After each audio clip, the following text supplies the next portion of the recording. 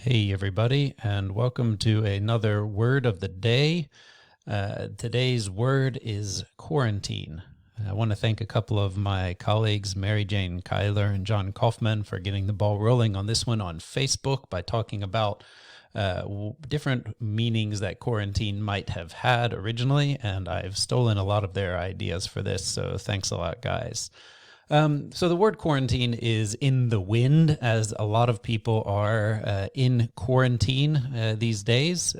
People have different understandings of what this means. I think some people think that they're in quarantine because the government has asked them to shelter in place.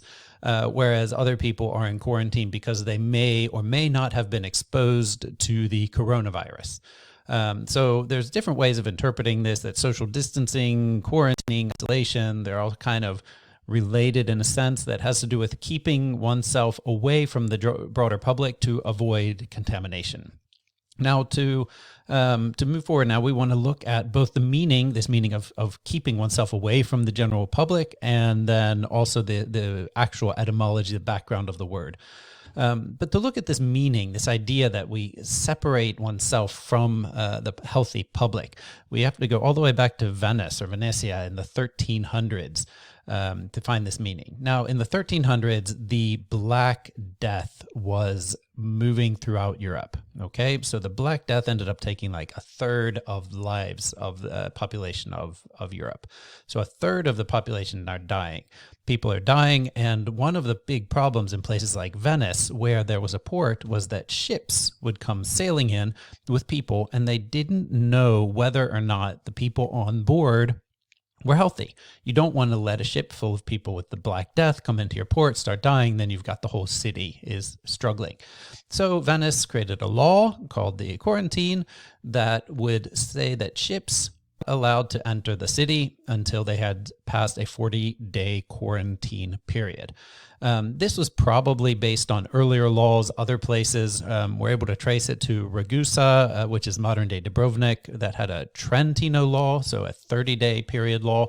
And these seem to be popular during the 1300s, during the Black Death, of keep people outside until they've proven that they're healthy. So this idea of separating oneself for a certain period of time in order to prove that you are not carrying the virus or carrying the plague with you. So when we're quarantining for the coronavirus, then this is something that makes perfect sense with this meaning that's developed from the 1300s. But if we go a little further back, we're going to see that the meaning of the word itself doesn't come from something with plague or death, but it actually goes to the Italian word or the Venetian form of the word that has to do with quaranta giorni. So the quaranta in Italian means 40, and giorni is days. So the quarantine is actually a of these two words, quaranta giorni, quarantina, that comes from the words literally 40 and days. So the quarantine period was a 40-day period that the ships were to stay outside the harbor of Venice. And then when we mentioned the Ragusa Dubrovnik law, that was a Trentino, then that was 30-day, so a 30-day period. But the quarantine is then literally a 40 days. Now, 40 goes back to this Proto-Indo-European root quetuer, which is really another one of these funny Proto-Indo-European roots that and the Germanic languages ended up with an F, so the qu became a f in Germanic languages, whereas in basically all of the other branches of Indo-European, it maintained a k.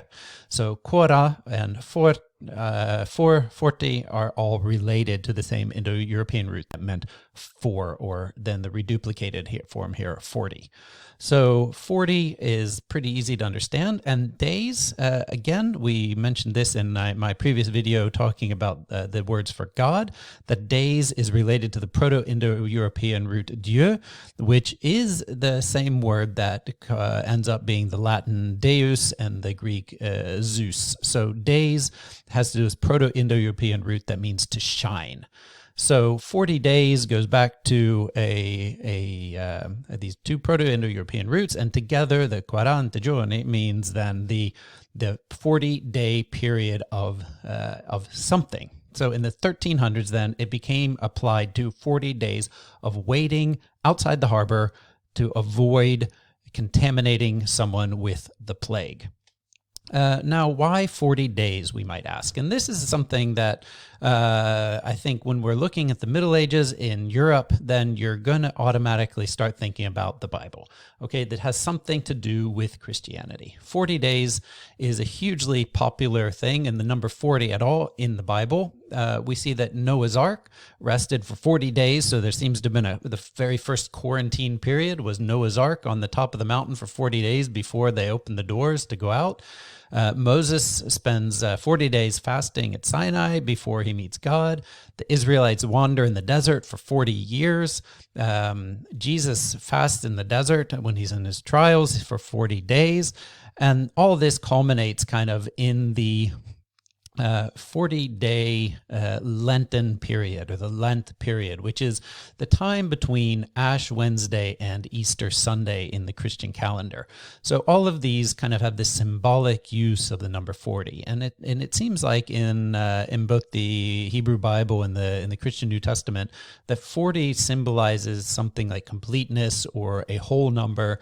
It's the basic unit that is a generation. It is a complete period of time for a cycle. So Jesus' time in the desert, all of this, that 40 was the complete time. And so the season of Lent then is these 40 days duration to Easter. Now, what does that have to do with quarantine?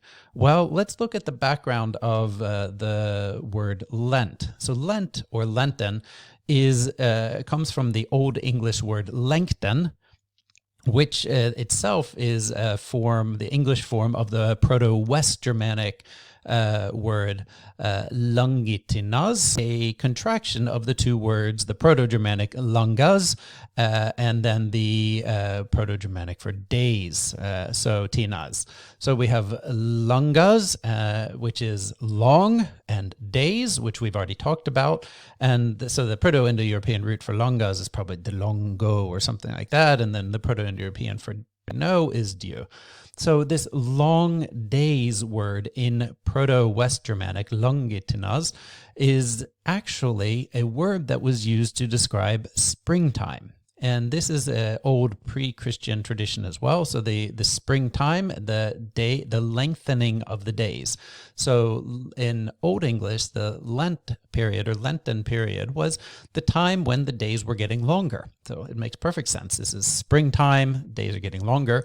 And when the Christian tradition of celebrating a time of fasting in preparation for Easter, they already had a season that had this name, the Lenten season. So Lenten, or Lent, became known as the season of preparation for Easter while the days were becoming longer. Now, the question of what this has to do with quarantine is the simple fact that in the Romance languages, they have maintained a word for the Lenten period, which is connected to precisely quarantine. In French, it is carême. In Spanish, it is caresma. In the Romance languages, we have the same word. So we're using the word quarantine, a 40-day period, to talk about Lent. So the 40-day period, actually, it turns out the quarantine word was used to talk about Lent much earlier than it was used to talk about the quarantining of boats. So the 40-day period and the idea that a boat probably should be quarantined for 40 days is most likely related to the Christian ideas of a 40-day period being a complete period or a total period. So Jesus' time in the desert in Latin is called a quarantine. The time of Lent is called a quarantine. And so everyone who has been going through the season of Lent, waiting for Easter, which is just happens to be next week, we have been in quarantine in a variety of different ways. So quarantine, another word that is very popular right now. And now that you know the basis of it, maybe you feel a little more comfortable being in quarantine. You've probably been in quarantine plenty times in your life when you've had the stomach flu or have felt bad. You stay away from everybody. You've been quarantining. So it's not as scary as it sounds. And now that we know the background, we know that the tradition of Lent, which we've been in, has been a quarantine all along. So thanks for listening. Feel free to check out my other videos and subscribe here if you want to get a new word of the day whenever I feel like publishing them. Thanks for listening.